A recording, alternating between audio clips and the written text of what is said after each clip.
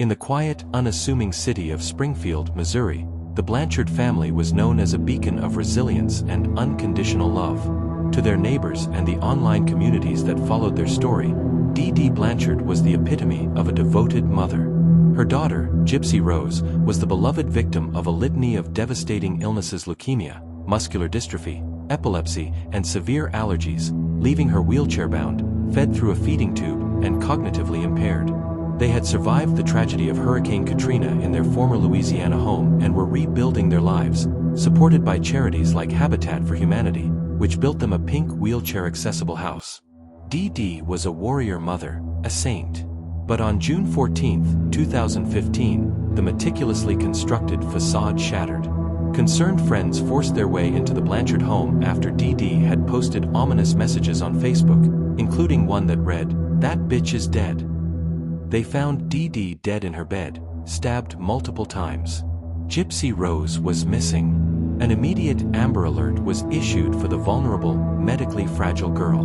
The Facebook post suggested a violent kidnapping. The community was terrified. Who would harm a saintly caregiver and kidnap her helpless daughter? The truth, when it began to unravel, was more horrifying than anyone could have imagined. Gypsy Rose wasn't missing. She wasn't kidnapped. And she wasn't sick. She was 1,000 miles away in Wisconsin with her boyfriend, Nicholas Godejohn, and she was the one who had planned her mother's murder. Claudine Dee Dee Blanchard had spent Gypsy's entire life fabricating a world of illness. It began with minor exaggerations when Gypsy was an infant, but quickly escalated into a severe form of child abuse known as Factitious Disorder Imposed on Another, FDIA, previously called Munchausen syndrome by proxy. Dee Dee convinced doctors, friends, family, and most crucially, her daughter, that Gypsy was profoundly ill. She shaved Gypsy's head to mimic chemotherapy effects. She forced her to use a wheelchair and feeding tube she didn't need. She administered drugs through the G-tube to induce symptoms. She lied about Gypsy's age to make her appear younger and more vulnerable. She kept her daughter functionally illiterate and isolated, with no friends her own age. Dee Dee was the gatekeeper to all medical information, and she expertly played the role of the exhausted, dedicated mother. The payoff was immense. They received donations, free trips from the Make-A-Wish Foundation, and a new house.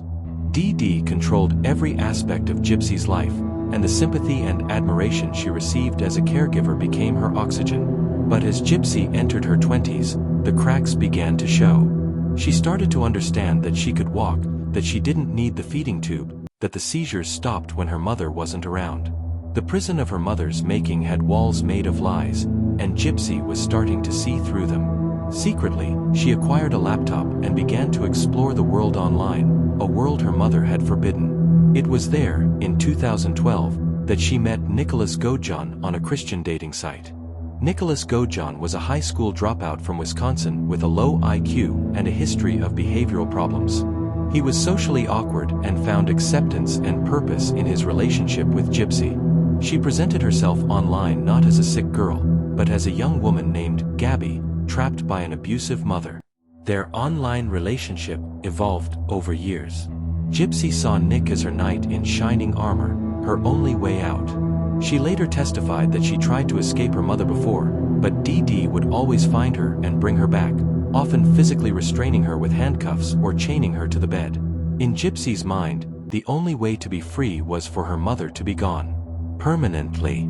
The plan was hatched online.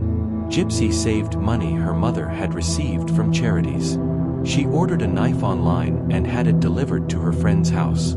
She gave Nick detailed instructions on how to get to Springfield, how to get into the house, she would leave a door unlocked, and where to find her mother. She told him he needed to rape her mother after killing her to make it look like a sexual assault, though he did not go through with that part. On June 9, 2015, Nick took a bus from Wisconsin to Missouri. Gypsy let him into the house. She provided him with the knife and waited in the bathroom, later testifying that she put her hands over her ears. Nicholas Godejohn stabbed Dee Dee Blanchard to death in her bed. Afterward, Gypsy Rose handed her wheelchair and her medication to Nick, stood up, and walked out of the house with him. They took a bus back to his family's home in Wisconsin, where they were finally together as a normal couple. Before they left, Gypsy had Nick take a photo of her eating a brownie at a gas station, a small, defiant act of rebellion against the strict dietary controls her mother had imposed. The couple's freedom was short-lived. Their digital trail was a mile wide. Gypsy's Facebook post, which she later admitted she made to throw off suspicion, had the opposite effect. Police quickly found their online conversations, which were full of violent fantasy roleplay and detailed discussions of the murder plot. In just 3 days after the murder, police tracked them to Godejohn's house in Wisconsin. They found Gypsy Rose there, unharmed and to their utter confusion walking on her own 2 feet. The entire foundation of the sick girl narrative crumbled in an instant. The world was forced to confront a shocking reality. The victim was also a perpetrator. The abused was also a murderer. The court case became a national sensation, a tragic and bizarre story that defied easy categorization. Who was truly guilty? The abused daughter who saw no other way out? The manipulable boyfriend who claimed he was following his girlfriend's orders to protect her? The prosecution painted Gypsy as a manipulative mastermind who coerced a vulnerable man into doing her dirty work. The defense argued she was a lifelong victim of horrific abuse who saw murder as her only escape hatch. In the end, both were convicted. Nicholas Godejohn was found guilty of first-degree murder and sentenced to life in prison without the possibility of parole. Gypsy Rose Blanchard pleaded guilty to second-degree murder. Her lawyers presented overwhelming evidence of the years of torture and medical abuse she had endured. The judge, acknowledging the truly bizarre and extraordinary circumstances, sentenced her to 10 years in prison. Gypsy Rose's story did not end with a prison sentence. It sparked intense debate about the nature of victimhood, justice, and the limits of survival.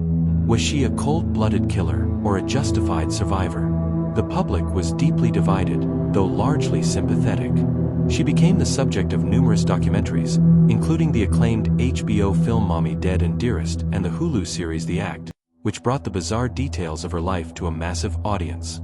In December 2023, after serving approximately 85% of her sentence, Gypsy Rose Blanchard was released on parole. She emerged into a world that was entirely new to her, a media sensation who had to learn how to live as a free, healthy adult woman for the first time in her life. The story of Dee Dee and Gypsy Rose Blanchard remains one of the most disturbing and complex true crime cases of the modern era. It is a stark reminder that the most terrifying monsters are not always strangers in the night. Sometimes, they are the ones who tuck you in, who care for you, who claim to love you most. And it forces us to ask a difficult question. How far is too far when you are fighting for your own life? For more chilling true crime stories, subscribe to my channel and don't forget to like and share. Thank you.